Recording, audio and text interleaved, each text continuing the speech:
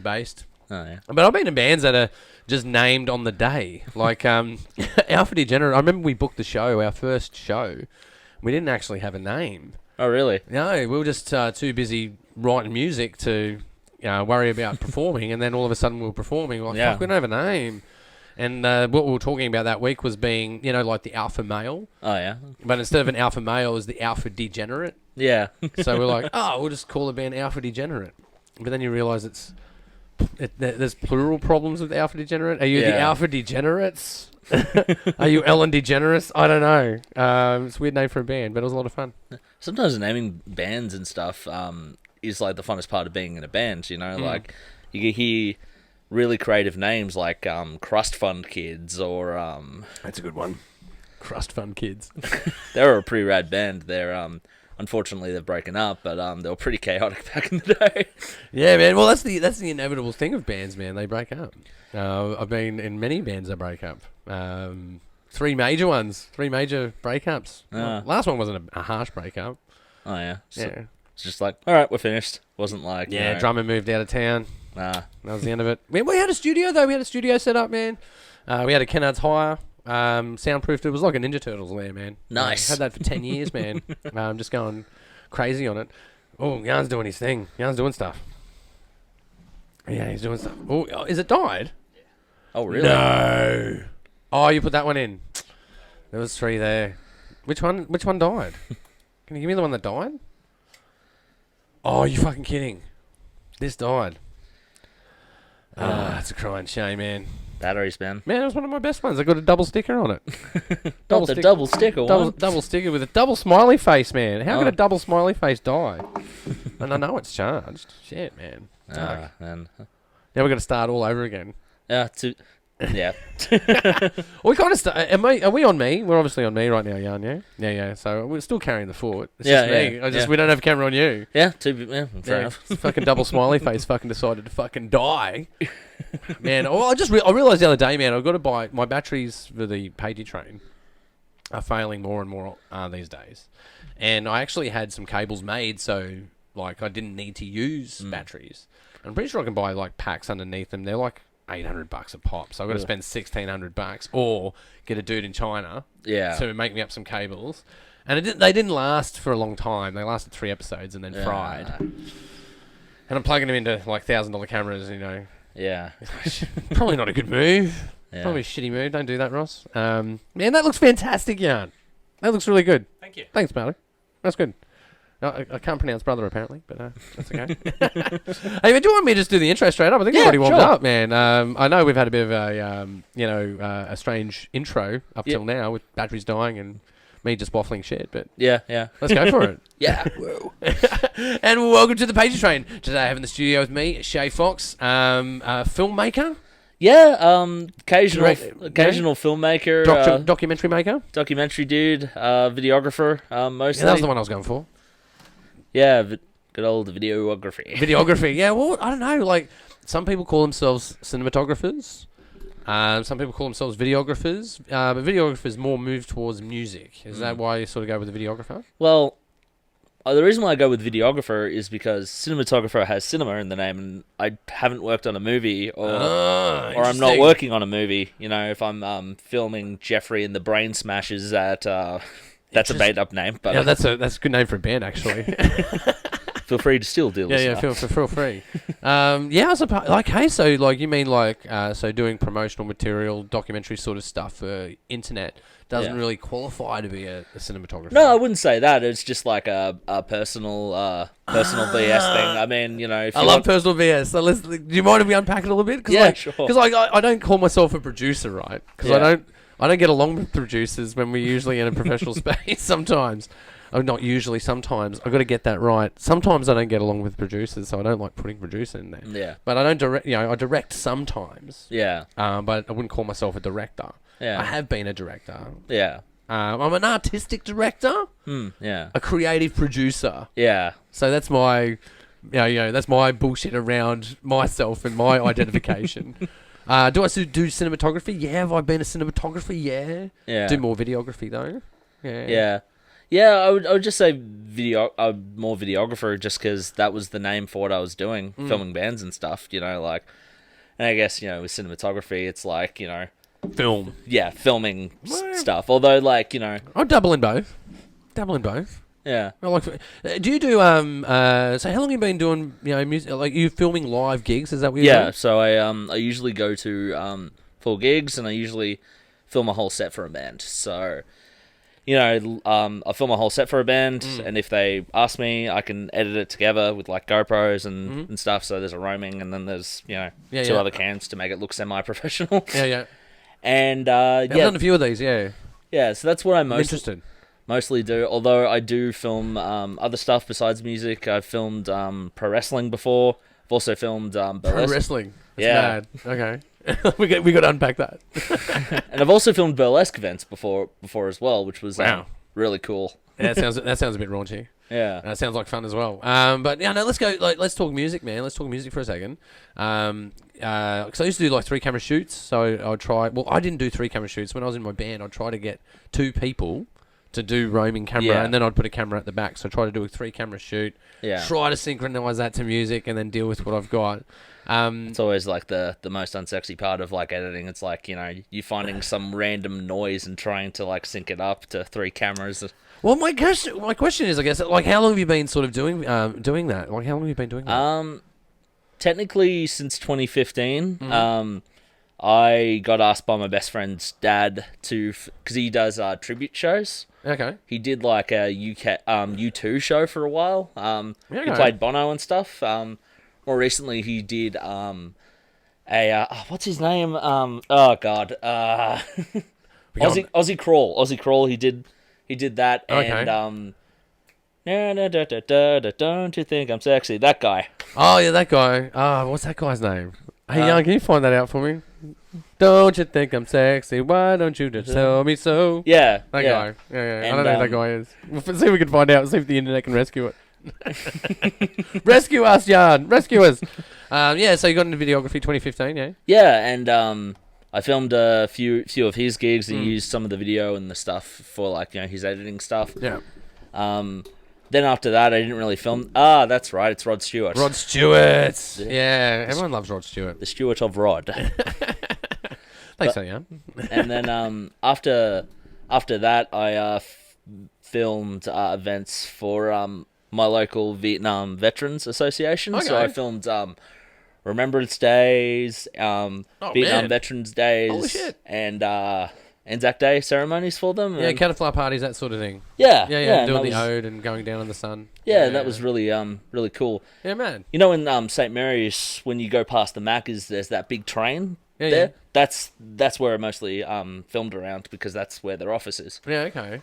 Yeah, wow, mad man. That would have been that's some somber work, filming an Anzac Day remembrance. I've been filmed in an Anzac Day remembrance a couple of times. Oh yeah.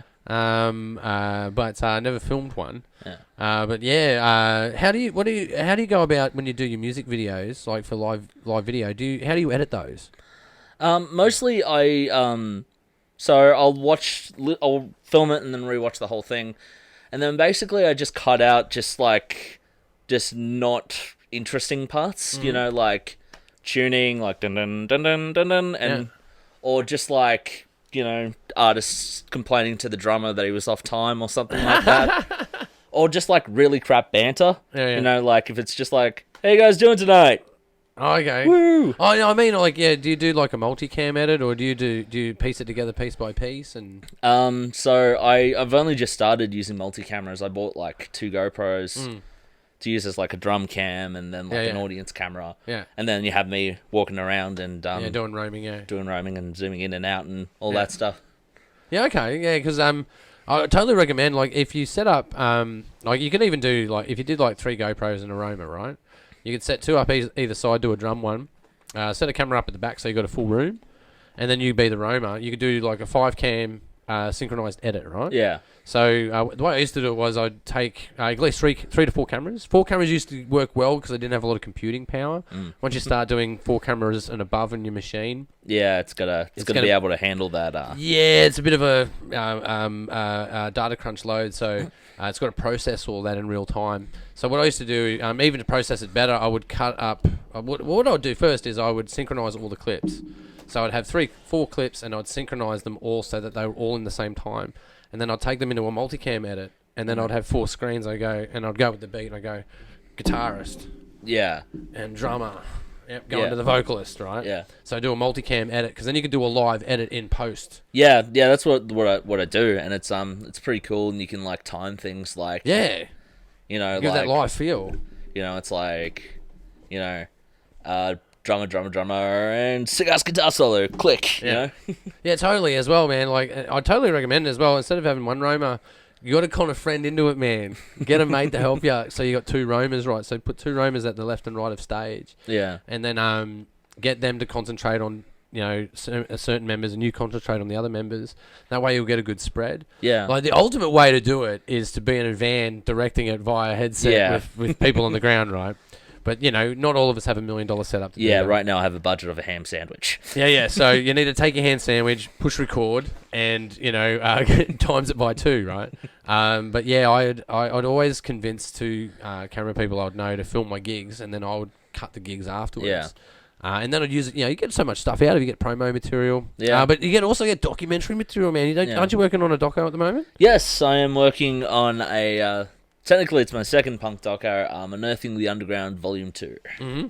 Unearthing the Underground Volume 2. Yeah. Sounds awesome. Like, when going back to names and stuff, it was like the first name I could think of, and I absolutely hate that name. Because, I don't know, in my mind, it just seems like, I don't know, a bit up itself, I guess. Man, people always feel about that way about anything that you make, right? Yeah. My recommendation is just name things that you want, make what you want, and people are gonna hate it. Yeah. People are gonna love it, right? Yeah. You're not gonna please everyone, right? You want to please a lot of people, but like I did a metal documentary about 10, 12 years ago, and I called it Behind Unsigned Metal. Oh, nice. Right, so it was called BUM, B-U-M. So Behind Unsigned Metal, and I'd go to metal gigs and interview people, film their gigs, and talk to them about the underground scene. But man, it's definitely I've got your original here. What is this? The Unearthing of the Underground. Here we go. Yeah. Get that up the yarn. So for the first release, I joked on VHS, man. I know. I joked on Facebook, like saying, seriously, how the fuck did you get this on VHS? Is that even possible? Well, how's that fucking possible? I joked around on Facebook when I was just about to release the first one and saying like, "Hey, should I put the first one on VHS?" One of my friends said like, "Yeah, let's do it."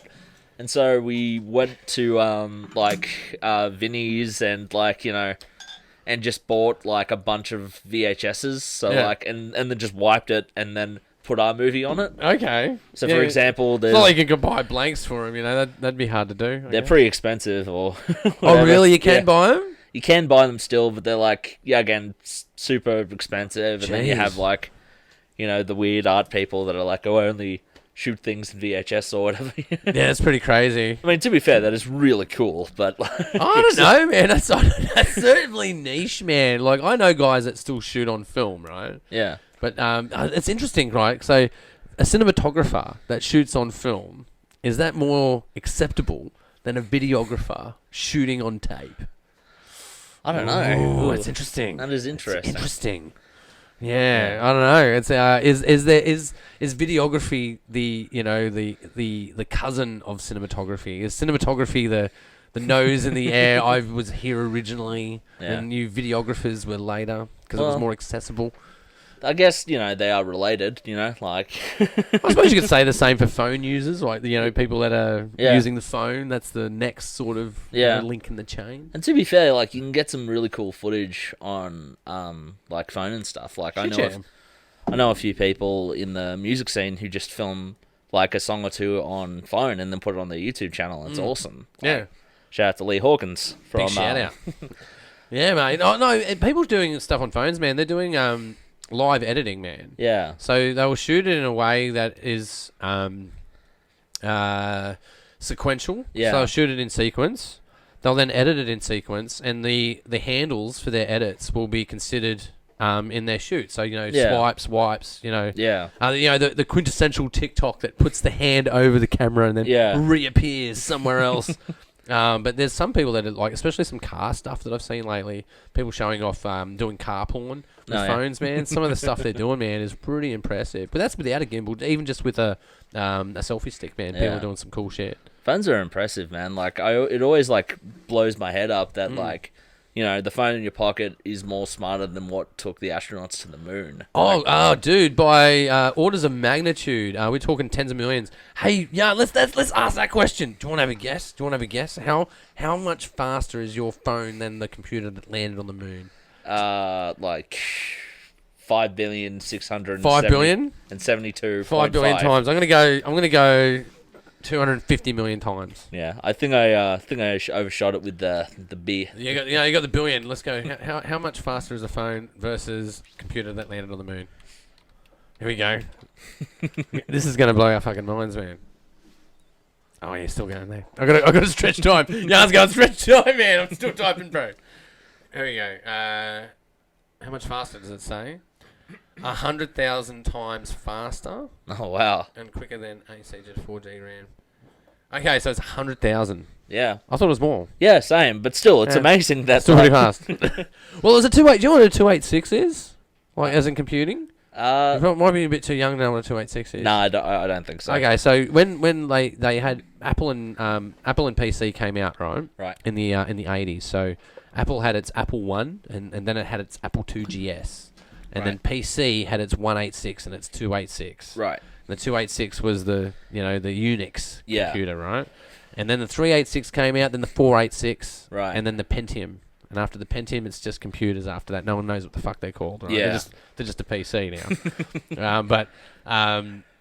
I don't know. There's some people who like... 286s, man. 286s are the same power as the one that landed on the moon. So 286s were out in 1988, 89. Yeah, wow. So the home PCs were as powerful as the computer that landed on the moon in 88. Yeah. And now, today, they're 100,000 times more powerful than that. Yeah.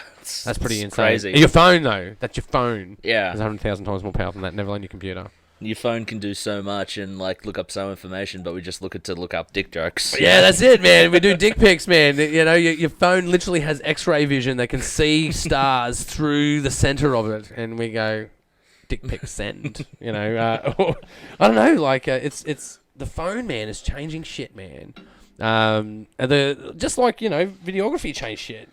Radio changed shit. Yeah. All these communication methods change shit. It's well documented, man. Like Marshall McLuhan, man. Yeah. He's a guy that's like, medium is the message. Medium being that the whatever's on the medium is that's what is conveyed as the message, right? You can only TV is a one-way conversation. Yeah. But the phone is a multiple-way conversation. Yeah. It's keeping people in check, man. It's created civil movements. The phone. Yeah.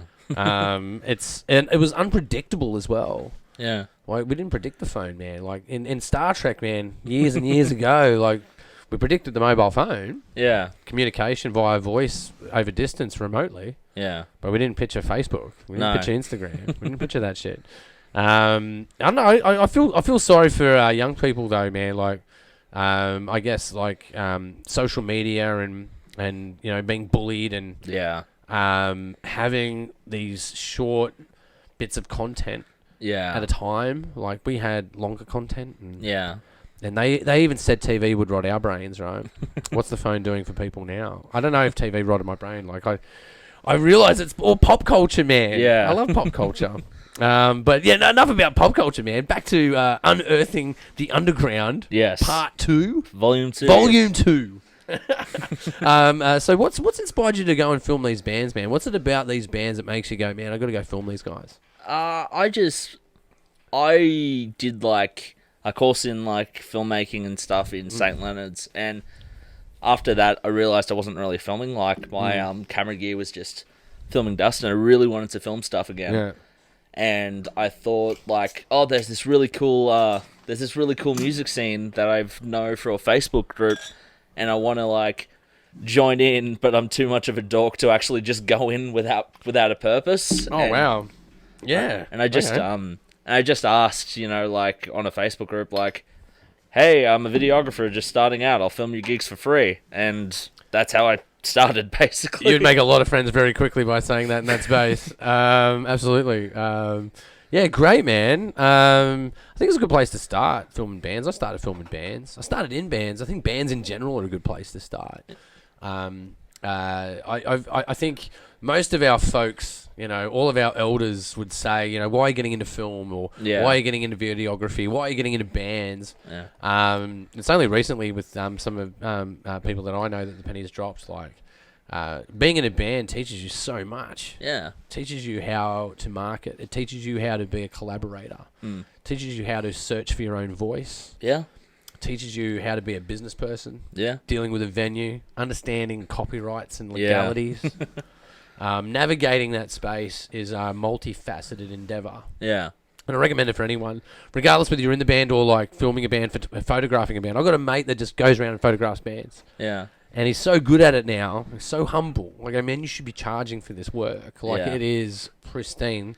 Started out rough and rickety, man. Yeah. But, at some point you got to charge for it. Like, Yeah. Like, do you see a transfer point of view going from videographer volunteer to videographer paid? well, that's only happened relatively recently, and the fact is, like, I love filming stuff. Like, it's like, people work the whole week so they can, like, go to the pub or something. I work whole week so I can afford to film stuff. Interesting.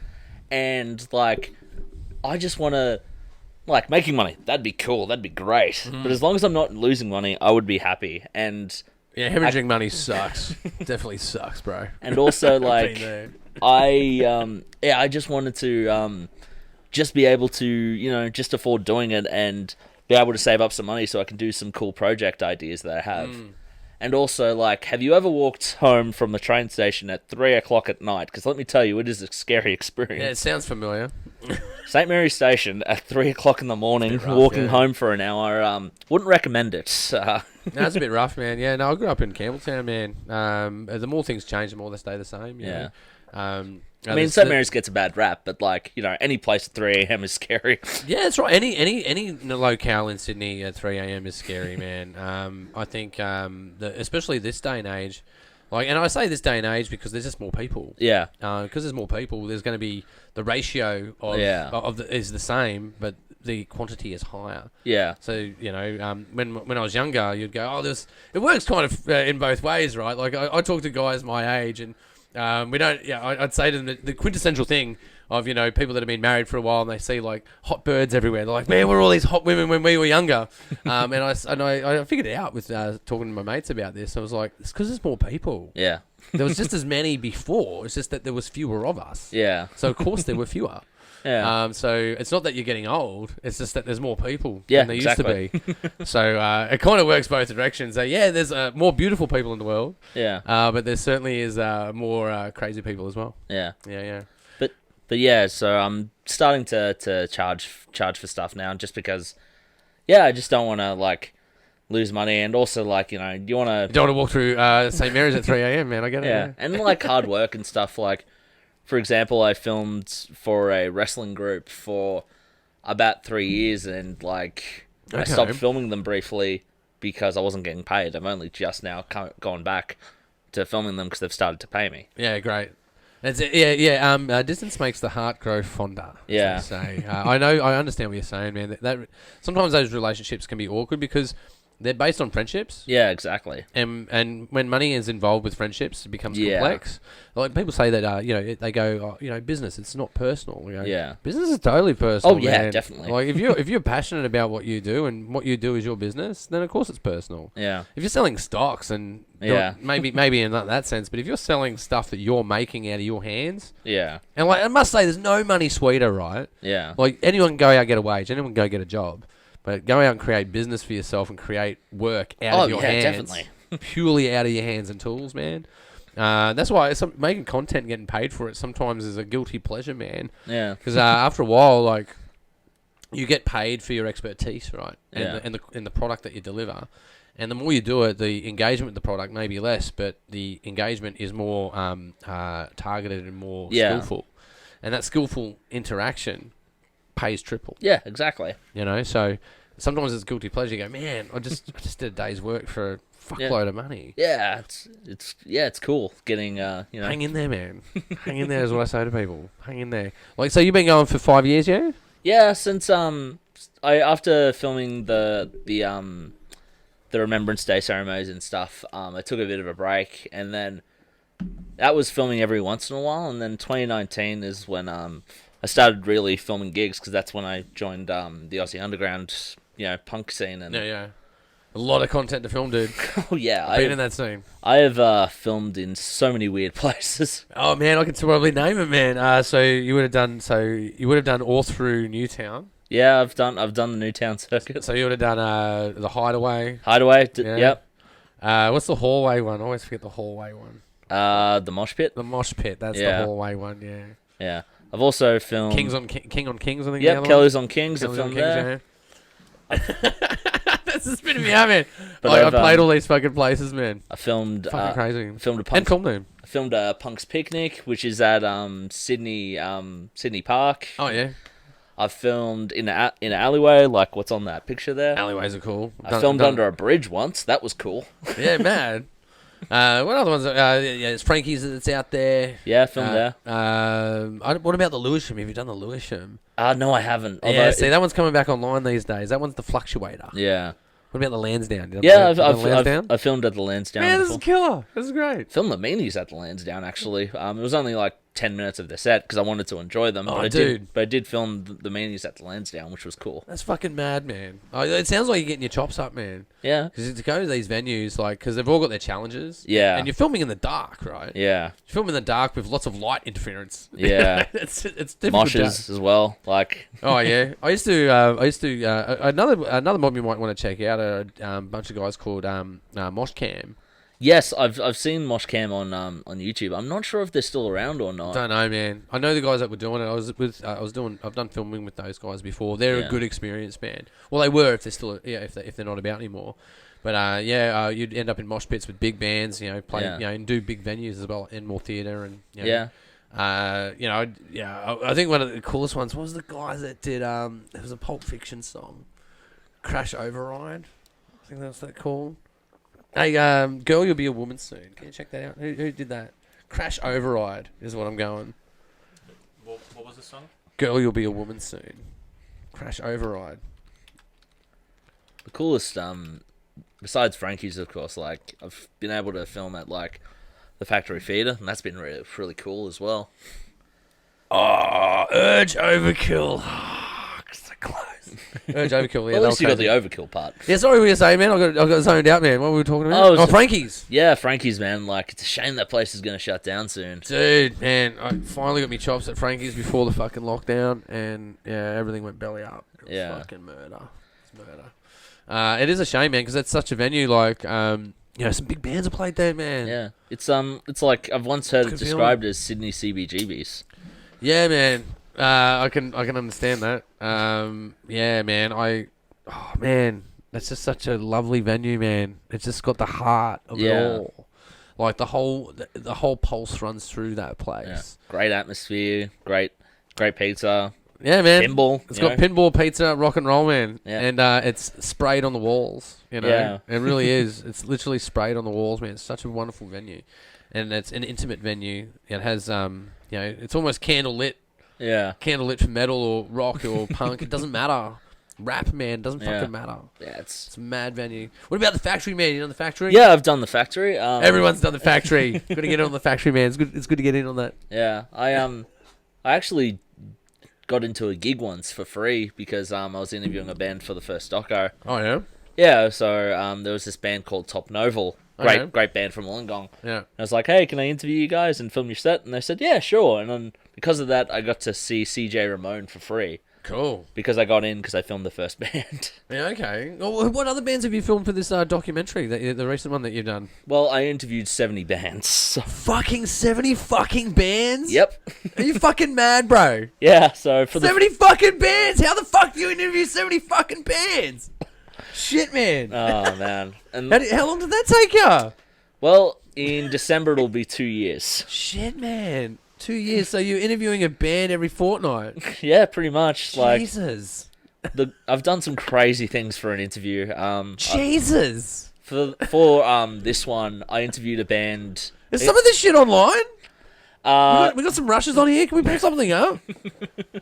I'm blown away. 70 fucking bands, man. yeah, I mean, Fuck. yeah, Man, you blow me away, dude. yeah. So every fortnight, what's some crazy shit that you've done to interview these bands? All right, I'll tell you a story from the first one, and I'll tell you a story from the second one. Actually, I'll tell the second one first and the first one second. For the Makes sense to me. for the second doco, volume 2, I wanted to interview 2 bands at the same time, so I went to the Mosh Pit. Yeah. And I interviewed a band called Terrificus, which are like this weird art band and stuff.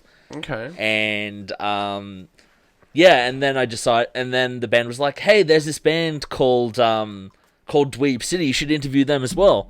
So I was like, "Yeah, sure, I'll interview Dweeb City." So I interviewed Dweeb City. Then I immediately ran to the train station, went all the way to Dapto, to interview a band, and then basically then just come back home. Okay. The most crazy story that I've done, I was filming a band in Wollongong. I go there a lot. Yeah, so you would go to the Red Bar. Red Bar's the go, yeah? Unfortunately, it closed down recently. Closed down, hasn't it? Yeah. I saw that. But it would have been the Red Bar over the last 2 years. So. But yeah, I was filming a band in Port Kembla. It was called Is this your one here? Unearthing the Underground? Yeah, that's the first one. Yeah, click through some of that, man, as we're talking, man. Let's see what's going on with this shit, man. This is fucking insane, man. How many bands you interviewed for this one? 35. 35, that's still So insane. So between the two ones, I've interviewed over 100 bands. 100 fucking bands, man. Yeah, I know. And you never got to Mendoza, man. What happened? You could have got an interview with us. We would have done it for sure. Yeah. Yeah, man, okay. So yeah, I was going to film a band, interview a guy who ran a radio station in Newcastle. Okay. And then the night before, a friend of mine at the time was like practically begged me to film their band. So I filmed them in Port Kembla. Yeah. And then after that went to Central, and then I realized by the time I get home, I'd probably like sleep for an hour and then have to get back on the train and go all the way to Newcastle.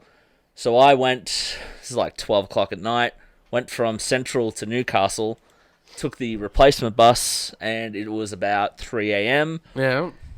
Because I made this decision last minute, I had nowhere to sleep, Yeah. so I went to a local McDonald's and slept there. So yeah, this film has made you homeless at points. Yeah. I don't know if I've gone that far for a movie before. And man, also, looking at this shit, man. This is your last one. yeah, that's the last one. That's These are great shots. That's at the Valve Bar. That's Inebrious Bastards. Yeah, okay. Yeah, I've done the Valve Bar. Yeah. Yeah. That was Agincourt. Yeah. Yeah. And I'll tell you the worst thing about that Newcastle story. Yeah, okay. He was in Port Stephens. Other than sleeping at McDonald's. Okay, well, maybe not worst, but like. Oh, dude, this is mad. Yeah, that's Jay from Inner City Uprising and Luke Sledge from Grimm. Oh, dude, man, if you should push this to Channel 31, man, down in Melbourne, man. Yeah. I'd pick this up, man. Yeah, I didn't even know they were still around. Yeah, man, they're still going, man. You should push this to Channel 31, bro. Like, they'll Yeah. totally pick this up, man. This is mad. Like, they'll put it on. It'll be on early morning, but they'll chuck it up. Yeah, yeah. I've done some crazy stuff with this stuff. Dude.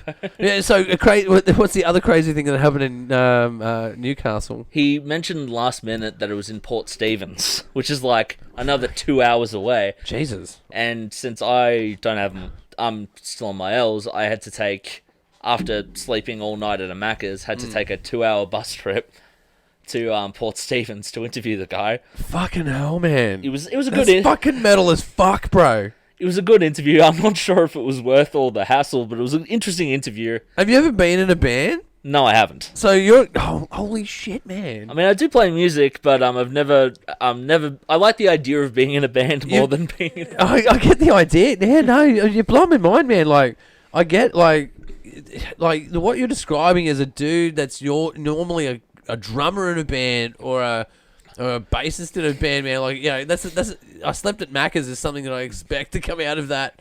But you're like, nah, man, I'm going to film these fucking bands, man. Yeah. And you have gone to great lengths to do it, man. When's this movie coming out? This Unearthing the Underground Volume 2 is coming out. Wait, let me pull up. Pull out the gonculator. Geez, Shay, it's almost like you've come to this thing to promote it and you don't remember the date. When's it coming out? December. December, sometime. So it's an hour and a half? Pun? Now, how long does it go for? An hour and 35 minutes. So you've done a feature-length documentary on 70 bands, and Yeah. what's the context of it all? What's it all about? It's like it's kind of like a montage documentary of Okay. like, so for example, there's a question and then it'll be like, for example, what are your thoughts on apples? And it'll be like one guy, I hate apples, and it'll cut to another guy, I love apples, and then da-da-da-da-da. Okay. Yeah, and I've asked like a bunch of questions. Some of them like, what's your craziest gig story, or Okay. So it's day in the life of sort of stuff. Yeah, like, okay. do you think the underground should stay underground? What is the underground? Interesting. Should the underground stay underground? That's an interesting question. See, I personally think it shouldn't. I think as many people should find out about these awesome bands as possible.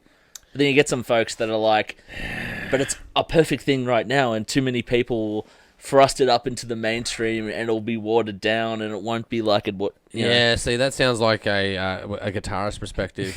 I would say, I'm serious, it is. No, I agree with you, man. It shouldn't remain underground. Like, I've talked to people on this show. In fact, the music that happened before our time, people would go to pubs to listen to bands like Midnight Oil, AC/DC. They would go listen to these bands locally. Yeah, exactly. Because there was a draw card for people to go to these pubs, right? Yeah. And then the Pokies took over. Oh man, the Pokies. And then that from that event, that killed the Australian music scene, right? Yeah. And it's bubbled through that veneer of the marble pillars of the local pub. Yeah, exactly. It's done that. But that's happened in waves, and I've been a part of those waves happening and not happening. Yeah. Like I've been in bands where there's been like no gigs, to heaps of gigs, and I don't mean like the succession of the band that I was in. I mean like gig availability, period. Yeah. There's been moments where there's been a flurry of gigs available, and there's moments where gigs are tight. Yeah. And there's not spots available because no one's putting on shows. Yeah. There's no venues available. Yeah, exactly. And there's a flurry of venues at the moment, right? So there's this big movement, especially out of COVID. Yeah. And I reckon out of that movement, man, like the metal scene and the underground scene for music inspired me in the film scene to make Made in the West. Yeah, really. Totally. Yeah. Absolutely. It is a key component of it. Yeah. I would say Made in the West is punk, at least in my opinion. Yeah, man, it's rock and roll. It's rock and roll, it's DIY, Yeah, it is it's an atmosphere you want to go to. You want to be a part of it. Yeah. You want to walk down that red carpet, man, and be a part of that experience. You want to see that content. I submitted 4 things for Made in the West this year, so Oh wow. Oh man, so have you done have you done a music video? Yeah, I've done a few music videos. You've been in Made in the West before. Yeah. What was the name of that film? It was for a band named Plants, and it was for a song called Cunts Fucked. Man, I've got to say, I've talked about this a couple of times on the show. I had Sunil Badami, big shout out, a presenter on the ABC, really well-to-do dude, really, a good ambassador for arts in Western Sydney, absolutely. Yeah. And I was getting him to do the VOs on location at Made in the West because he was doing the online film festival. Because if you don't know, we shoot the red carpet interviews, obviously, at Made in the West. We also do the online film festival at Made in the West as well, right? So he was our online film festival host. And to do the promos and the stingers, I get him to read it out on the camera, everything you need. So I do the promo as well. Yeah, exactly. And then I get him to read out some of the layout for the festival, which includes... reading out the names of the films. Yeah. So he would be like... he got to the list because he didn't know it was coming, right? So he was going, I can't remember the names of some of the films because I've drawn a blank, right? But Operation Kung Flu. Operation Kung Flu. Cunt's fucked. And then I'm like, no, well, Sunil, you got to say it more enthusiastically than that. You got to go, I need a better delivery over it. He goes, okay, Operation Kung Flu. Cunt's fucked. Yeah, We had a lot of fun with that. It worked out well playing the pokies, but it was the guy. No, sorry, he was at school but playing the pokies. Yeah.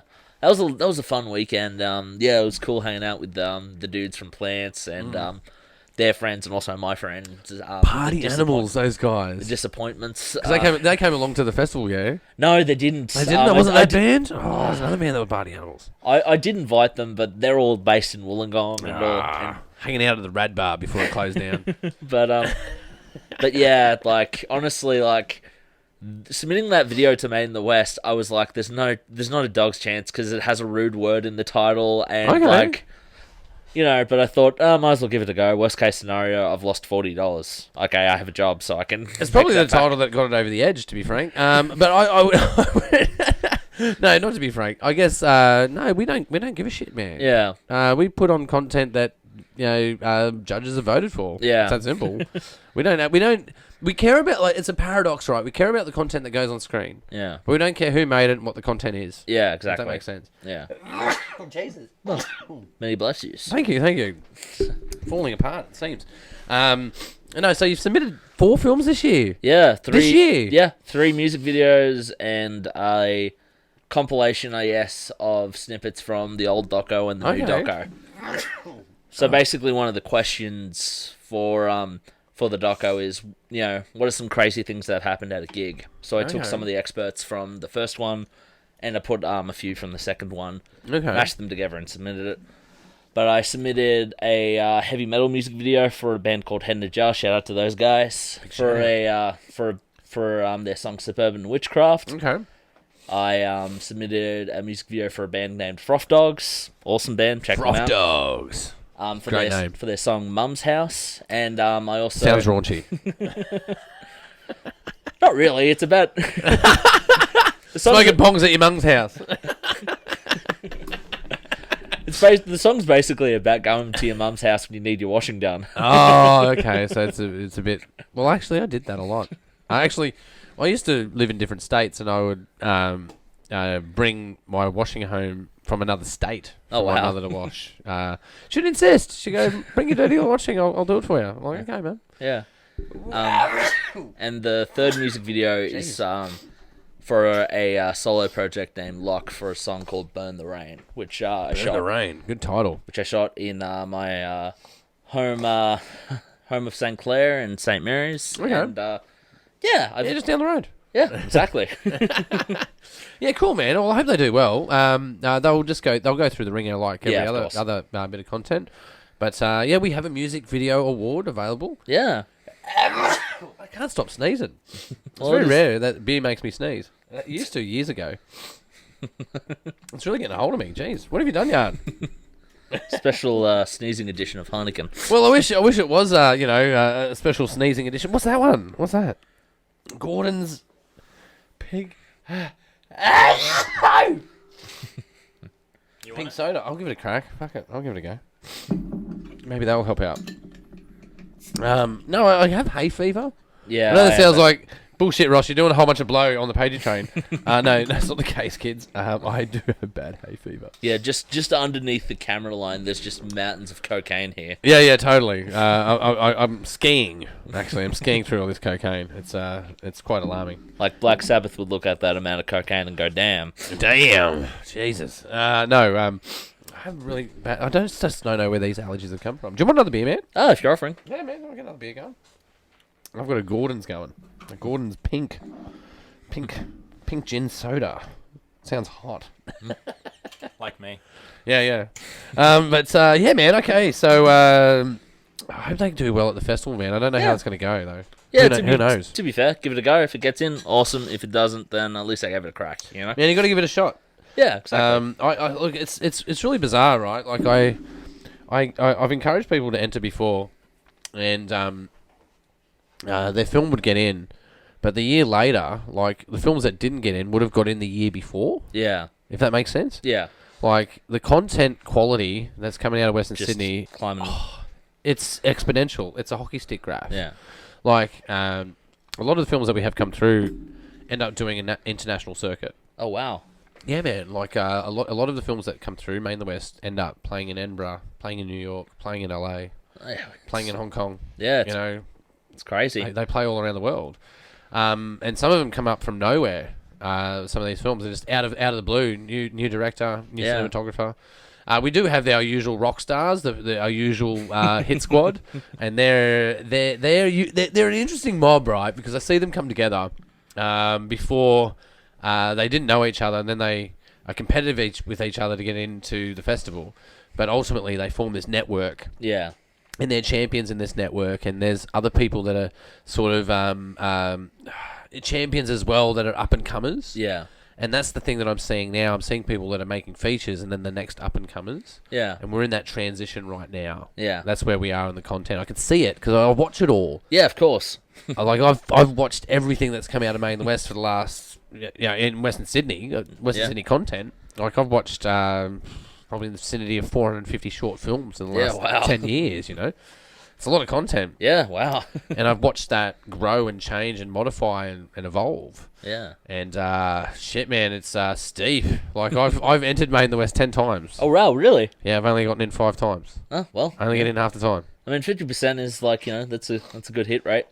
Yeah, man. I've been in as a cinematographer, been in as an actor, been in as a director, been in as a writer, been as a sound Foley artist.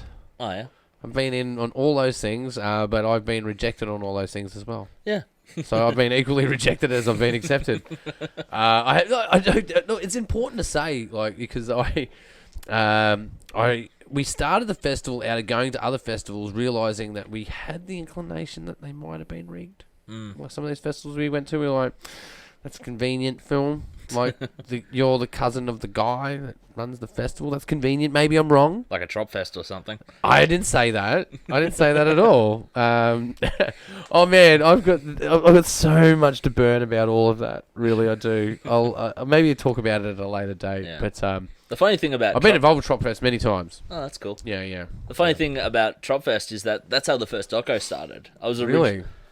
Wanted to make it as like a 7-minute doco about the Sydney scene, and then I just kept interviewing bands, and then suddenly It's a wormhole.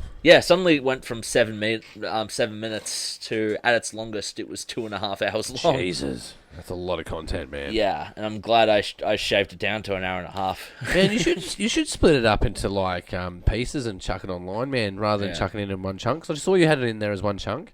Yeah. Split it up into chunks, man, and give them parts, and then make it a content stream. Yeah, I've thought about doing that and making it like a mini series or something instead of like making like a big movie or whatever, which I might do for Volume 3 if that ever happens. Which oh man, you can do it with what you've got, man. I was just looking at your content before, man. Like if you took the clip that you've got for an hour and a half there, you split that up into 15-minute pieces. Yeah. Give them natural edit points. Put them up as separate clips. Yeah. And you'll see which ones play more popular than others. They won't all play the same. Yeah. Put them up as a and keep them all recommended one to the other. Yeah. So when you put them on YouTube, so the next clip comes up and goes, "Do you want to watch Yeah. the next one?" Right? Set it up that way, and you would find that you'll probably get different viewership. Yeah. And cater to different audiences, man. You got to think about that, right? Yeah. Think about your markets, man. A lot of us don't do that in the start. No. You just go, I want to make content. And then you make the big slab of it and you go, that's it, it's done. Yeah. This day and age, you've got to cut it up into pieces. Yeah. And then even micro pieces beyond that, man. Yeah. Well, that's where Vine and TikTok came out. Like, so much TikTok in that clip you've got, man. How much TikTok have you got in there? Yeah, You can have thousands of them. Thousands. I gotta get a TikTok. Like, I know it's a thing I should do, and I film a lot of gigs, and I could make like heaps of content with like snippets of like Fangs or Coffin playing or something like that. Totally. But I haven't done it yet, and what are you waiting for, man? I know. It seems like the most obvious thing to do. It is, man. Like I've been doing it, man. Like I've only been a TikToker for a month. Yeah. And massive uptake in my audience, man. Yeah. Massive. Maybe it's because every time I hear about TikTok, it's like the most obnoxious thing possible, because that's... Yeah, it's junk mail. Yeah, it's junk mail. Do you like junk mail? Do you go, fuck, I can't wait to get my junk mail? Like, no one's like that. No one cares about their junk mail, but people read their junk mail. Yeah, I used to deliver it that was my first job. I've delivered it before. I was a good I had bad dreams delivering junk mail on a moped.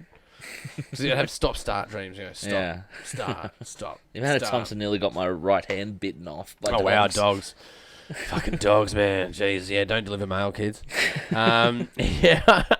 No, But you know what? That's what old, TikTok is. It's junk mail. Yeah, and you know what? Like, a lot of the negative stuff is just the old media trying to shit on the new media because it's new and it's what the kids like. You know, like... It's where the space is. Yeah, for example, like... Medium is the message, man. Go to where the message is. Yeah, like, you know, like... The music industry thought tapes would ruin the music industry, and then they thought CDs would ruin the industry, and then they... Streamers now have ruined everything. Yeah, exactly. Yeah, but streamers has made it available for everyone. Yeah, exactly. Like, it's kind of half and half. Like, you know, Spotify, I have mixed feelings on that platform just because the artists don't get paid that much. Yeah, but, you know, it gets them concerts, Yeah, though. but on the other side... Like, you know, you can find out about some really cool bands or cool podcasts. Subscribe to the Pagey Train. Yeah, don't forget to follow on video on Spotify. And if you're on YouTube, don't forget to subscribe and tick for notifications. If you're an avid listener, don't forget to go across iHeartRadio or Apple iTunes, basically anywhere you can find podcasts. Sorry, I just floated that one right in there. Yeah, man, but it's accessible, right? Yeah. It's totally accessible. Yeah, and to be fair, like, you know, like, if you ask a person, how do you listen to music? A lot of them are going to say Apple or Spotify. That's right. They're not going to say, like, oh, I've downloaded a band off Bandcamp or something like that. No. Avid listeners do that. People that are hungry. Yeah. But it's, man, like, Spotify, shit, man, it's 65% of my audience, man. Yeah. So, yeah. It's bigger than that. It's Yeah. bigger than that. And you extrapolate it. Yeah, I just kind of wish that, like, you know, the artists, people who are putting up content would, like, you know, get a better, you know, share of the pie or something. But then again, you know, you got to... That's an old model, though. Really, I know what you're saying. I dig what you're saying because you go, well, they're getting something out of it because they're getting the subscription. But Yeah. they're the ones holding the risk and they're holding onto all that content. It's expensive to hold onto all that content. Yeah, like, I'm pretty sure Google has lost so much money on YouTube because, like, of the server costs of, like, holding that much content. How much energy do you think 1 minute of YouTube takes? Oh, jeez. Like, I hate to go back to billions, but probably, like... You could power your fridge for a week for 1 minute of YouTube content. So imagine so your fridge running for a week yeah. is the same as 1 minute on YouTube. Yeah. So I understand. Fucking crazy. So I understand why, like, you know, the, like, payment splits of, like, you know, content like that, you know, goes that way and they pay the artists that bring in the viewers and stuff. But then again, like, you know... Merch. Yeah. Merch, shows, appearing before people, being hired to be in content. Yeah, true. Being hired to make content. Yeah, so it's kind of a yin-yang thing, you know, like... Totally, man. That one hand washes the other, man. That's why I say to people, like, someone convinced me to get into TikTok, and I got into it, and I realised the power of it. Like, the Pagey Train is the steak. Like, the Still Searching Productions is the steak. I'm trying to sell the steak. Right. So how do you sell the steak? Do you go up to people and tell them about the steak, or do you cut a little piece off and feed it to them? Yeah. That's what TikTok is. Yeah, exactly. You're cutting off pieces to go, have a look at this. That's what butcheries do. They have, you know, some dude walking around with, no, it's not trebuchets, what's that? What do you call that? I don't know what you're talking about. You know, like, I used to do it as a job. I don't remember that. I don't remember He knows what he's talking about. He knows what he's talking about. What is it? It's not a shish kebab. You know, it's like people walking around with, like, holding, like, you know, little mini things. Hors d'oeuvres. Hors d'oeuvres, yes. Yes, hors d'oeuvres. There we go. Pulled it out. Yes. Pulled out the stops. Rod Stewart with hors d'oeuvres. We've got it going on. Yeah, man. But no, that's what I'm saying. The model's changed. Yeah. Like, these are disruptive things. Don't get me wrong, but they work. Yeah, exactly. They work, and we don't want the old oligarchs in charge anyway. No. They're holding on. They're fucking holding on, bro. They're holding on. They really are. But they're outdated, man. But again, by the time that the old figures out that it's old and the new's taken over the old, the new has become old. Yeah, exactly. There'll be another thing out, right? Like, we're in the most interesting time to be alive, man. Yeah, it's crazy. You think about it. The counterculture becomes the culture so quickly now. Yeah, well, what happened? Oh, let's go really deep back in time, man. What was it like between the year 0... Or the year 1, because there's no year 0. Yeah. The year 1 to year 1000. Like, what really changed? Fuck all. Fire, maybe? No, they had fire. They Oh. already had fire on the wheel by then. Fire on the wheel's been around for tens of thousands of years, man. Yeah. So, like, this is just 1,000 years. Yeah. So 1,000 years ago, what happened for the previous 1,000 years? What happened for the next 600 years? From, 1,000 to the 1600s, man. Yeah. Pretty much the same. Yeah. Pretty much the same. Wasn't the last 400 years has been modern science where things change, but the last 100 years, things Yeah. fucking changed. Oh, In the last man. 50 years, things fucking really changed. In the last fucking 20 years, things really fucking changed. Like I would love Jesus, to, that was I would a love bad to get a time traveling machine and try and explain what cryptocurrency is to a guy and It's bad for the environment. to like a caveman or someone from 1922. Try and explain cryptocurrency to someone from today, man. Well, to be fair, I don't know cryptocurrency, but that was the first thing that popped into my head. Well, here's a way to think about it, right? Here's a way to think about it. Like, when you put money in the bank and they put it on a computer, how's that number represented on a computer? Ones and zeros. Ones and zeros? And the bank says it's got $1. Yeah. So if the bank's got a digital dollar in the bank, how do we secure and say that that's $1? We put security around it, Yeah. and we go that it has to have these attributes and values to be $1. Yeah. Because if it's not on that computer with those attributes and values, it's not $1. Yeah. Exactly. You can't put the dollar in unless someone gave you the physical dollar. Yeah. And there's a receipt, Yeah. and that receipt is digital receipt. Yeah. That digitally is represented as a computer. Blockchains are events that happen Yeah. in the chain of that money happening. The blockchain outside of the banking system is just anonymous. Yeah. It's the only difference. Yeah. Yeah. It's That, anonymous. that makes sense when you explain it like that. It's money on a computer. Yeah, but it's crazy how, again, going back to technology, how quick it's, gone, like, digital cameras and Oh, podcasts dude. and stuff. Oh, dude, fuck, man. Back in the day, this would be a pirate radio station, like... Man, I've been a part of pirate radio. This is crazy. I've been part of that. I mean, it's all these underground... You're talking about underground scenes, right? Yeah, And that's what we're talking about, really. That's the thing that we're skirting around. Is like we're talking about cryptocurrency.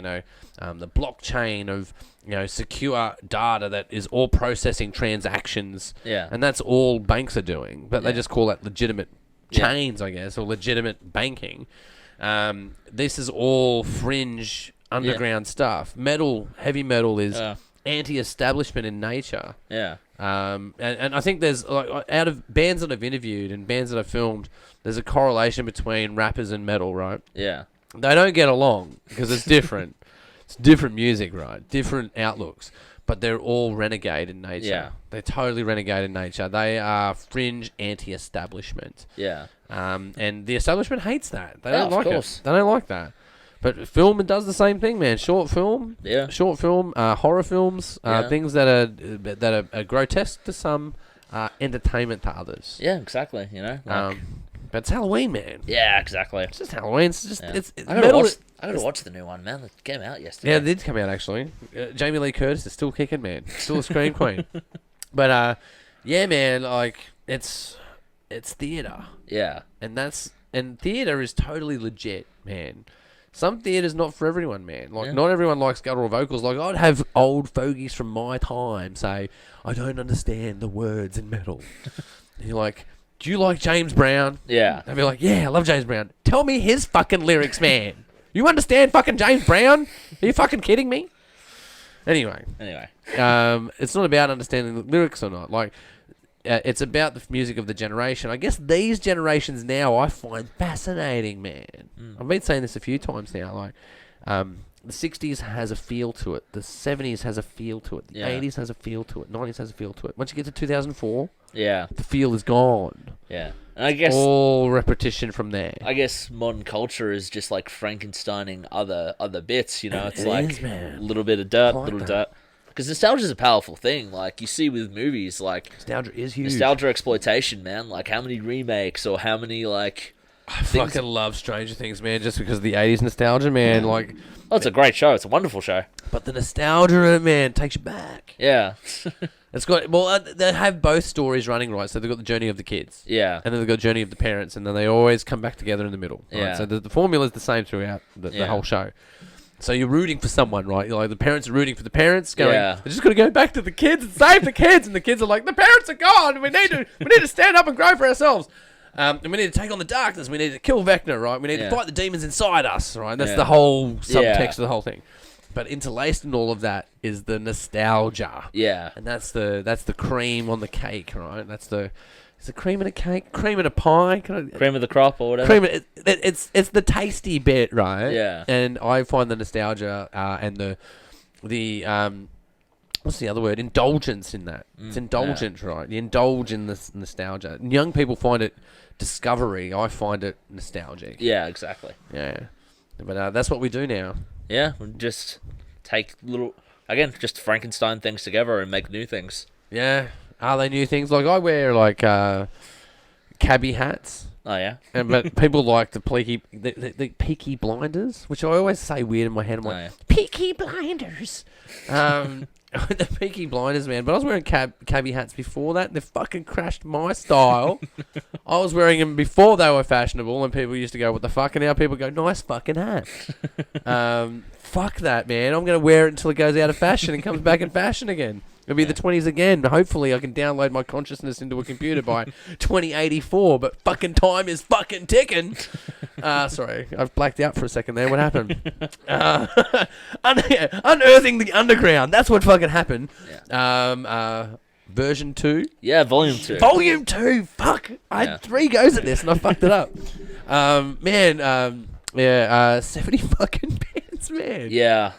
And I got most of them. 2 years. Every 2 weeks. Yeah, pretty much. Like, and the funny thing is, like, I interviewed bands when I shouldn't have because, like, I'm already at that point where it's They're like loose units bands, right? Yeah. You should know this by now.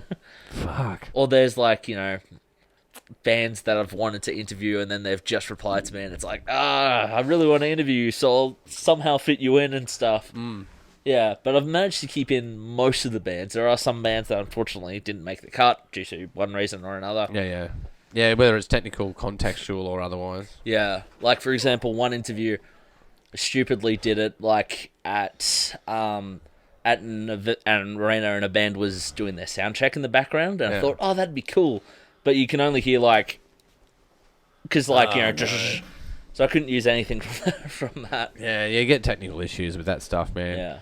Yeah, no, band porn, I love it, man. I've done a whole bunch of it. So, yeah, I venture between car porn, band porn, film porn, but not porn, or weddings. I don't do weddings or porn.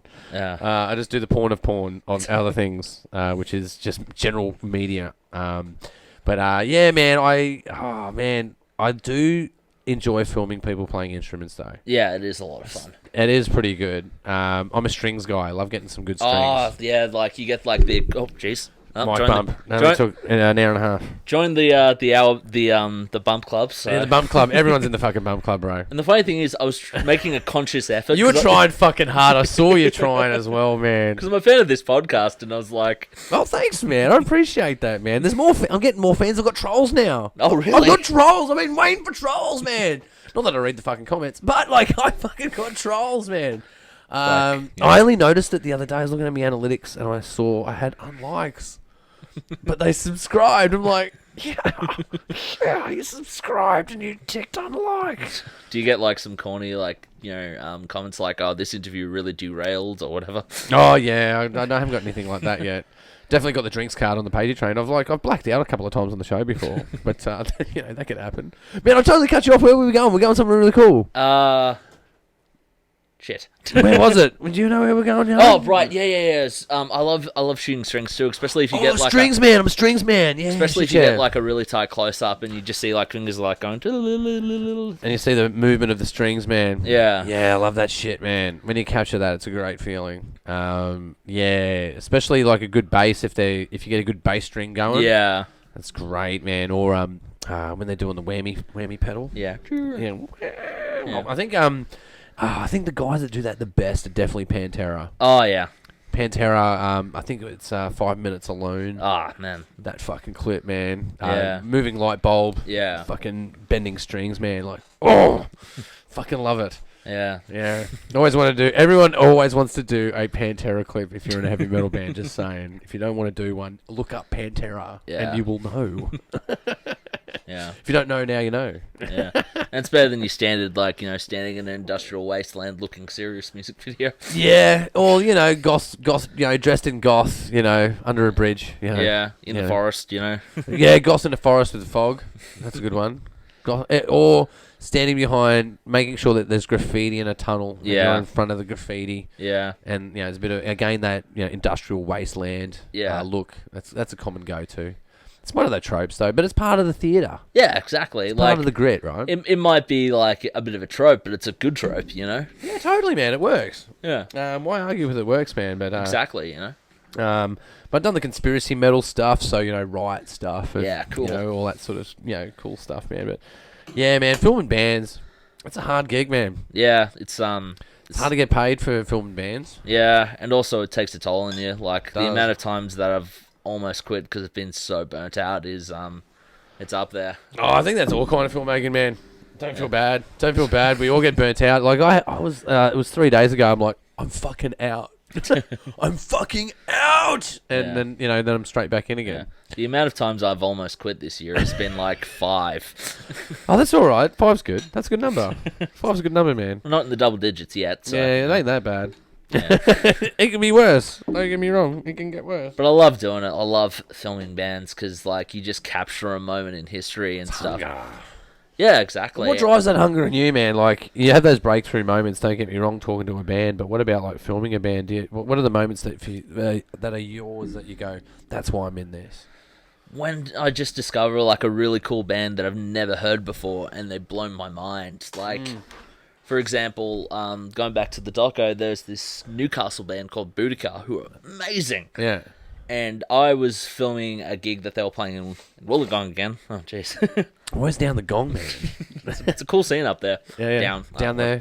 It depends how you look at it. Yeah. But they were so awesome that they blew my mind. And after finishing the first one, I was like, no, I'm doing something different. I'm not making another doco. I'm not going to immediately making a sequel. And then after seeing that awesome band, I was like, I need to interview this band because they're so awesome. Yeah. And I love that feeling of, like, seeing a band and, like, you're like, oh my god, these bands are, like, amazing, like... Yeah, okay, so those breakthrough moments. Yeah. Yes, filming 70 bands, man, you've probably filmed all the bands in Sydney, man. Nah, you reckon there's more than that? There's still more. There's always, like, new ones coming up. Yeah, there's always new ones coming up. And there's bands that I wanted to interview for this that I didn't get a chance to, like, Totally Unicorn. I wanted to interview them. Okay, I've heard of those guys. Other bands and stuff. Did you get a hold of King Parrot, man? Yes, that is one of the bands I interviewed. King Parrot. Yeah, King Parrot. They're fucking mad cunts, man. Yeah, they're cool dudes. They're fucking mad. Yeah, big props, man. They are definitely flying the flag, man. Yeah. They're doing really well. Yeah, but there's so many bands I'd love to re-interview, but I got to do something else after this. Like, I'm going to wait like a good year, maybe 5 years until I make it number 3. That's why you got to break up these interviews, man. If you just put King Parrot's interview up, man, that would get hits just on its own. Yeah, I mean, it's happened. Like, I've interviewed Fresnel Rom, I've interviewed the Meanies, and I've interviewed Fresnel Rom, the Meanies, and Blackie from the Hard-Ons. Okay. And I what about Die Hard as Murder? Did you get those guys? No, I haven't. No, you got to get those. They're the hard. They're the quintessential. Yeah. I did try and, like, I messaged the management of, like, bigger bands trying to get an interview, and a lot of the time I got a polite, sorry, we're busy, or sorry, we can't do that. Yeah, I've had plenty of those. But at least they're polite, They are usually nice. They're usually nice to you. They don't want to turn you away. Yeah. They want to leave a bad reputation. Yeah, exactly. Yeah. But, like, so many bands I still want to interview and stuff, but... man, the bassist out of King Parrot, man, he's awesome, dude. Yeah. I've watched a lot of stuff with him. He does a lot of stuff online. Yeah. Yeah, they're cool dudes, at least from when I interviewed them and stuff like that, and... some of the shows I've been to, their shows are fucking hectic, bro. Yeah, I haven't been able to get to one yet, but I've seen footage from it, and it looks insane. Yeah, I've seen him play at Penrith. I've seen him play at Blue Mountains. I've seen him in, I think it was Parramatta, maybe. Yeah. I can't remember. No, it was in Broadway somewhere, I think. Oh, yeah. Yeah. Might have been the Agincourt, actually. They make great music videos, too. Yeah, man, they always got a story. One of the cool ones that they do is the tickets one. Yeah. It's already in the system. It's in the system. I'm fucking ropeable. Yeah, I think they do really well. Can we bring that up, man? Do King Parrot, man. Let's bring up some of that shit. Let's give these guys some props, man. 12-Foot Ninja, they also do really cool... yeah, man. 12-Foot fucking Ninja, bro. You talk to those guys? No, I didn't. I did email their management, but they were busy recording their last album. Yeah, go videos, man. Haven't you been busy? Yeah, the first one. That first one. Shit on the Liver, I think it is. It might be... Is it that one? Nah, it's not that one. Damn. Oh, it is. It is. Yeah, whack that up, man. Give some bowls, bro. Give some bowls on this shit. You might need to unmute at the keyboard. Top right.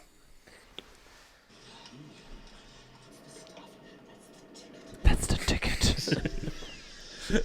Does he lick the tyre? I think he licks the tyre, yeah. I don't know about you boys, but geez, I've had a good day and I'm ready for a Get some Bonox. You've been so well behaved today. I'll never forget you were on the ponies, riding the ponies, and you had a hot dog with cheese. And Hot dog with cheese. Donuts. Young Rizzo was chasing the piglets, and you caught one, didn't you? Didn't you? Didn't you? I'm so proud of you. Why don't we start the car up, Matthew? You like to drive, sweetie? We'll head on home. You guys can run up to the bedroom and put your jammies on. And I'll whip up a batch of fresh Bonox. Then we'll hop into bed and have a nice early night in. I'll hop into bed and have a nice little night in. Matthew, Matthew, is he giving us a ticket? is he giving us a ticket, Matthew? Please don't ruin a good day, Matthew. It's amazing how far like King Parrot's gone. Oh, like, dude, man. This is like straight up on Rage, bro. This is on Yeah. Rage for sure, yeah. Like I got my mind blown when I was in a JB Hi-Fi one time and like, oh, King Parrot. Yeah, man. Oh, man, I got mates that fucking like they do. Like, I can't even say the name of these bands on the show, right? But they go into JB Hi-Fi and they put their CDs in there anyway. I thought about doing that. Oh, dude. Because I did a DVD run for the first Unearthing the Underground, and before they all sold out, I was like half urged to like Do it. to like hide them at Vinnie's or something. So like, No, don't hide them. Yeah, no, just go around to your locals, man, and chuck them on the shelf, right? Because what Yeah. will happen? Someone will pick it up. Like, how much is this? And they go, it's not in the system. yeah, It's not in the system.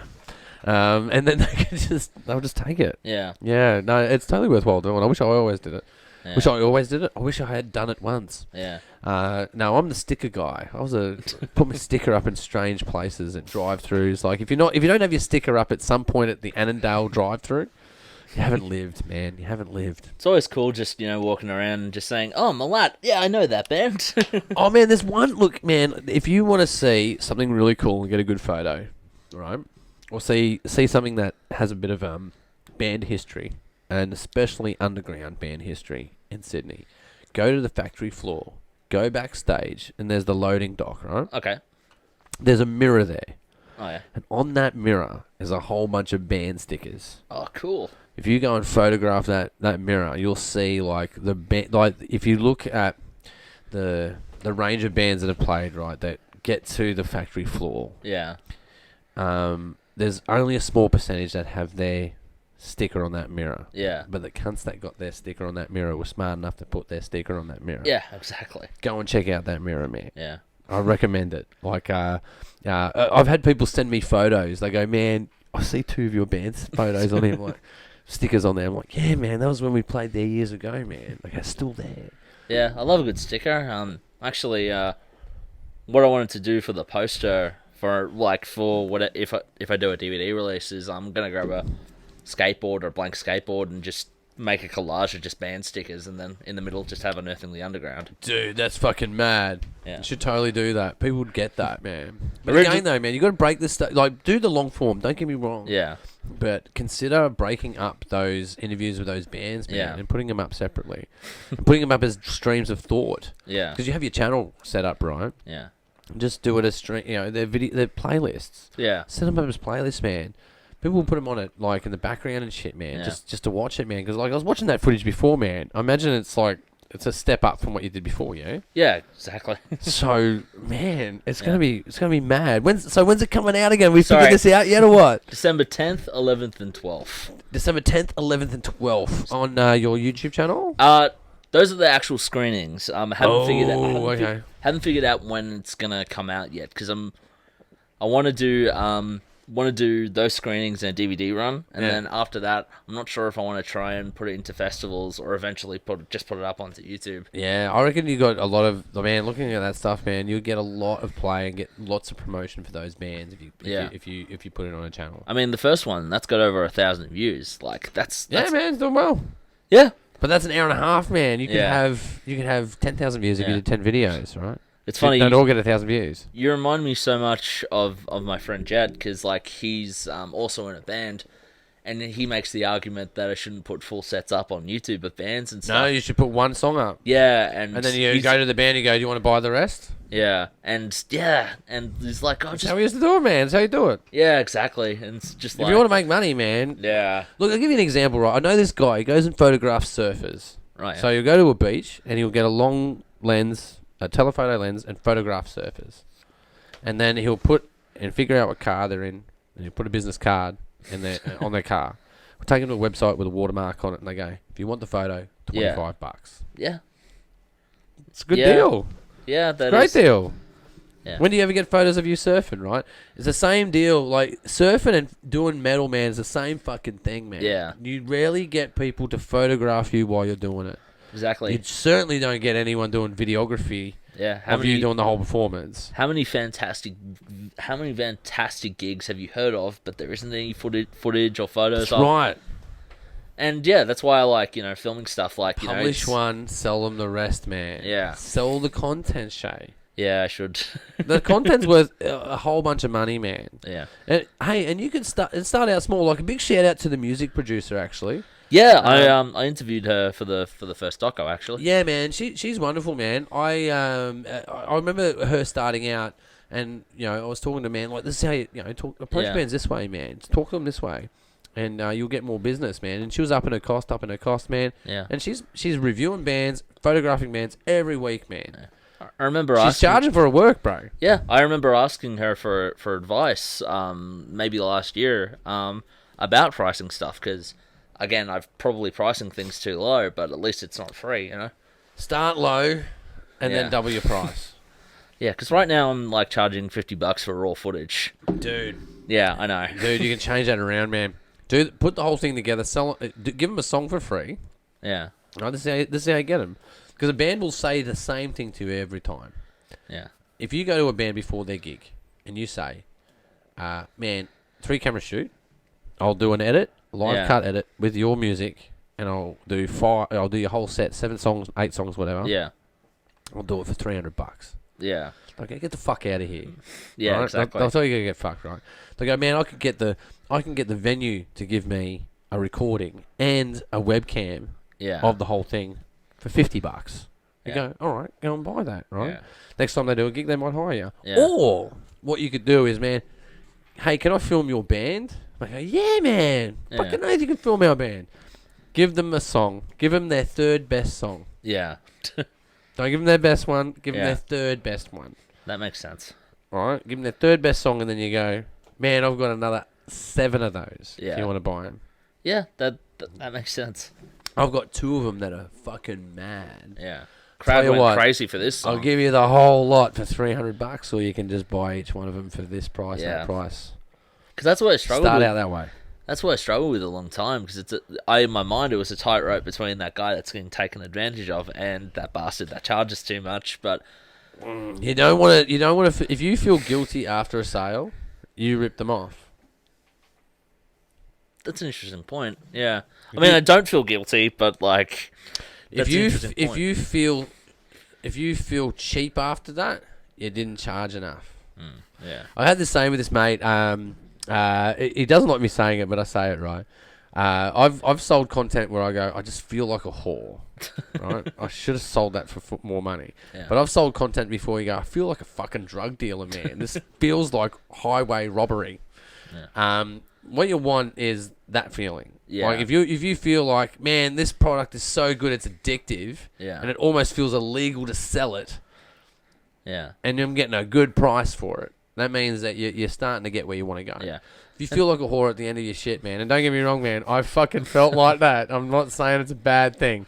We all need to be media whores Yeah. at one point, and I'm still one of those. yeah, But what I'm saying is, at some point, you've got to transition from being a volunteer to being a practitioner. yeah, exactly. You've got to change over, man. Yeah. Because it's slow death, man. Yeah, You'll give up. yeah. You'll Unfortunately, quit. And you just will, you know it. Yeah, exactly. You'll quit and you'll go, nah, I don't want to do this anymore. Yeah. You've got to charge for your work. Start off small, man. Charging, $200-$300 for a set Yeah, is a fair price for an edit and a shoot. yeah. Like the most I charge is like $150, and that's for a music video. Dude, you're doing $150 for a music video. You should be doing $1,000 for a music video. Yeah, You should be doing $2,000, $3,000. Good ones at fucking 5 to 10. Yeah. Excellent ones at 100, right? yeah, So, man, $150 is a fucking bargain. Yeah. Unfortunately, this game is part art, part commerce, and it's the commerce part that I'm struggling to learn. Hardest one to get is musos, man. They're already out of money because they've already produced their music. They're already out of money. Before they get to making their music video, they've already done the EP, which cost them a couple of grand. Yeah. Right? So they're not going to shell out for a music video. Yeah. Problem is, they need a music video. Yeah. That being said, though, I love doing it. So like, I don't think I'll give up. Like small bites, man. I'm telling you, do little bites, man. You'll get more audience, get more clout, get more work, up your price. Yeah. Time, exactly. right? So you've been doing this 7 years, right? Yeah, pretty much. Yeah, it's the 7 to 10 year market kicks in, man. Yeah. Really. Yeah. You got to keep doing it. Oh no! Hold on, I'm gonna move something. Will he make it? Will he make it? Da da da da da da da da. Feels good. What time we got, man? Oh shit. Yeah, man. No, you definitely transition to it, man.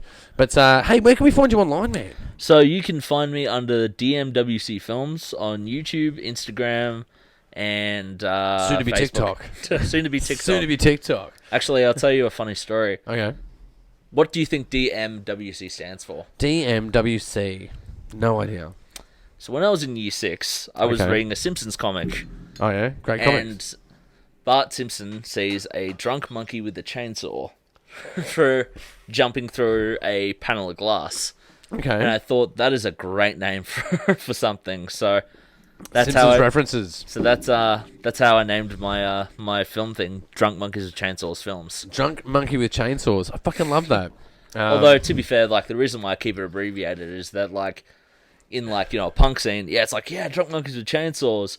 But with like, if I'm filming like a wedding or something, I'd be like dynamic moments with cinema or something like that. Dynamic moments with cinema. That sounds awesome, dude. I can totally dig it, man. But hey, guys, don't forget to go and check out the Unearthing the Underground. Yes. You got Volume 1. Yes, Volume 1. And Volume 2 to be Volume out 2, soon. Yes. Took me 4 goes I got there, Shaye. Yeah. Man, it's been a pleasure talking to you, man. Thank you so much for being on the show. Thank you so much for giving me the opportunity to hang out and talk. As I said, I've been a fan of your show, and dude, thank you. It's cool being in like, you know, the central nervous system of Maine in the West. Oh, dude, man, this is the epicenter, bro. It all happens from here, and like I said, man, like to give you some insight, man. I started with a camera and a backpack. Yeah. You know, I didn't have all this shit. Like, this shit came later. Yeah. Like, this has been a slow accumulation of hard work. Yeah. Doing gig to gig, but there was times where undercharging and feeling like, oh man, it's just a hard work client. And sometimes you get to a point where you go, I just don't want this client. I want another client. I want another type of client. So I guess my advice would be, don't just do music videos. Don't just do music gigs. Do other gigs, man. Yeah. Do promotional content in general, because that's what you're doing essentially. Yeah. Doing and get on a protege, man. You should work with 2 camera people doing film. Yeah. Doing live events. You need 2 roamers, man. Because that will work better with your live cut, or like your post live cut. Yeah. Always will work better. Obviously, the soundtrack is everything. Your sound capture. So I also recommend getting someone just purely dedicated to capturing sound. Yeah. Because like 3 out of 10 times, it won't work, and you're like, fuck, I lost the gig, and I'm going to have to charge for this shit, right? So you don't want to do that. Yeah. Get that one clip. Go and work for a band for free. Yeah. Give them their one song for free. Yeah. And ask them if they want the rest. And then they may say no, man. Yeah. Don't give it to them. Worst case scenario, I got it on the archive, you know? You can always buy it. It's always there if you want it. Yeah, like I've had bands from 2019 go like, oh, remember that one gig at the Valve Bar? Yeah. Can you give me the full set of us playing, you know? Yeah, you can have it for $500, bro. It's all yours. Yeah, well. It's business, man. Hey, man, you put your blood, sweat, and tears into it. Yeah, exactly. And how badly do they want it? Yeah, you know, exactly. and that's what you want, man. And start off small, up your price. Yeah. Up your skill, up your price. Yeah. And don't be afraid to be an unapologetic capitalist. Yeah. There's nothing wrong with trying to be an artist and making money. There's nothing wrong with that at all. Yeah, exactly. It's totally normal. Should you overcharge? No. Should you undercharge? No. Should you find your voice and find your rate? Yeah. Totally. And that's a journey of It's all about the sweet middles, you know? Yeah, learning the journey, man. Learning the client. Learning that you got to diversify. You're in a world that has multiple platforms, multiple mediums. Yeah. You can't just publish long-form content to YouTube and hope for the best. What you Yeah. got to do is campaign that content, fragment that content, put it into different markets, let it operate differently. Don't be afraid to let it breathe where it's supposed to breathe, man. Yeah. And a part of your brain right now is going, but that sounds like a lot of fucking work. It also sounds fun, though. Like, It's fun. I love a good challenge. So, like, yeah. Cutting is fun, man. Cutting and shooting is fun. And this is why you're getting into this business. Yeah, exactly. Like, You're hungry for some reason. yeah, well, you know, like, I like giving people, you know, an escape from life for a couple of hours, you know, so. And documenting events, man. Yeah, exactly. There's something to be said for documenting events. And, yeah, man, don't be afraid, man. And when that imposter monster shows up, man. Yeah, I've had that recently. It shows up. It does. Like, it usually shows up when you're tired, hungry, and broke, right? Yeah. Which could be weekly for sometimes, you know? Like, Yeah. it can happen often. And when that happens, you gotta really get a stranglehold on that motherfucker and say, Yeah. no, you're lying to me. Yeah. I'm doing the right thing here. I'm making some money. I'm doing an honest living, and I'm trying to make something out of nothing.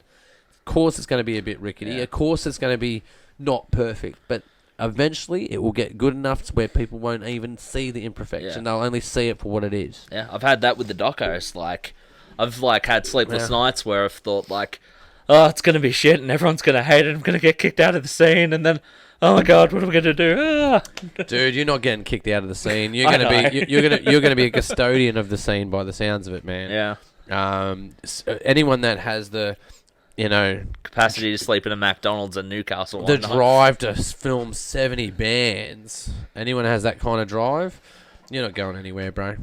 you're only getting started, man. Yeah, unless I get hit by a bus or something, but, you know, knocking on wood. Yeah, but just look, don't be afraid to diversify the content that you already have. Don't be afraid to diversify the content that you're about to put out. You've already broken it up for festivals. Yeah. You got these clips that are playing. You got all this content, man. Yeah, I know. Play it to your advantage, man, and it's good content. Yeah, you Well, seem to enjoy it. Yeah, man. I saw what you're doing, man. Like, man, there's good content. Yeah. Let it go to the spaces that it belongs. Yeah. You can't trust the audience to find you. No, exactly. You have to go and get them to go and watch it. Yeah, and also I gotta, like, hire up my bar a bit. Like, on a YouTube video, like, for full sets, like, I have this thing where if it's over 10 views, it's a successful video. I need to up that to, like... Oh, look, man, look. I get stuff that's 13 views. I get stuff that's 100,000 views. Yeah. It's the luck of the draw and algorithm.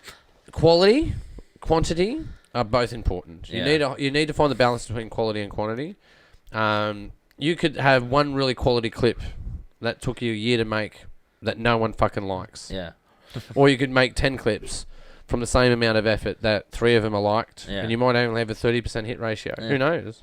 30% hit ratio is fantastic. Yeah. Well, Matt, like, you hear all the time about, like, some artists, like, goofing around in the studio for 5 minutes, and that gets huge. Then they're, like, grand epic that they've spent years of their life crafting, and then, like, Jeffrey from down the block likes it, but, you know. Yeah, that's right, man. But again, you got to break into those audiences, man. Having 70 bands, right? This is the thing that I really want you to, like, I hope that you take away from this, man. You got 70 bands there. That means if you break it up into 70 clips, that means you've got 70 associations to watch each of one of those clips, or a collection of those clips. 100 if you include the first doco. Yeah, and that's right. Break them up into pieces, man. Yeah. Fragment the content, man. It's day in the life of, right? Yeah. And then what you're going to do is draw people to the longer content. And then all of a sudden, maybe you will even create a subculture of people that just put this stuff on the background while they're partying. Yeah, exactly. Right? Yeah. I remember when I used to work at some TV station, right? They had this issue with some content. And we wanted to play horror content on a Friday. Right. And we had a good host that was doing good stingers, good hostings for these films. And the problem is that people weren't watching it. We go, but it's funny and it's good. Yeah. People should be watching it. So we made some like short form content to draw people in and create a culture. Yeah. Grab an esky, grab a projector, put it in your backyard, invite people around, drink beer and watch this content. Yeah. We turned that viewership around from 20,000 to 400,000 a month, right? That's awesome. That's fucking mad. Just by fragmenting the content and targeting it to the market.